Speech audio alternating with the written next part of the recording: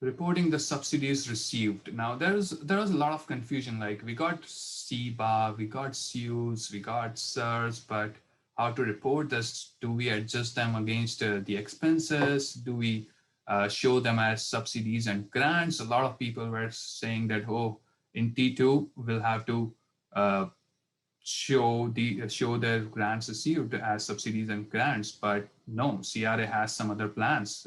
So CRA came out with a guideline that how we will be reporting the subsidies. So if you are sole proprietor and you got wage subsidy or anything, you'll be filing 2125 for your self-employment income and expenses.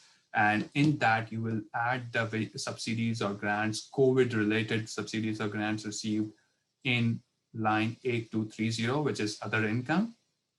For corporations, you will be adding it on line 295 of Schedule 1 and not on line 8242, which is subsidies and grants. So keep this in mind and refer to this guide 4088, General Index of Financial Information, GIFI, that they have specifically mentioned that do not add any wage subsidy or SARS or CBA in subsidies and grants line 8242. Rather add it in line 295, which is section 12.110X inclusion. You know, that's where everything is started. That's the section that's assuming that you will receive, you get taxed on the grants you in the year you received it, and not when you apply for and not when you utilize it. Or especially for the CBA, people were thinking, oh, when should I get taxed?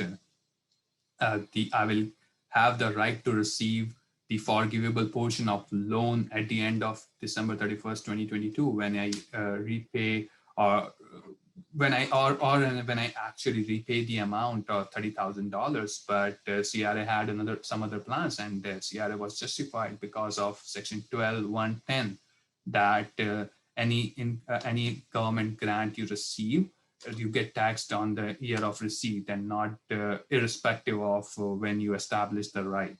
Okay, so now question comes that, oh, okay, we have in our financial statements $10,000 added to our income. You said we will not be adding that into subsidies and grants. What should we do?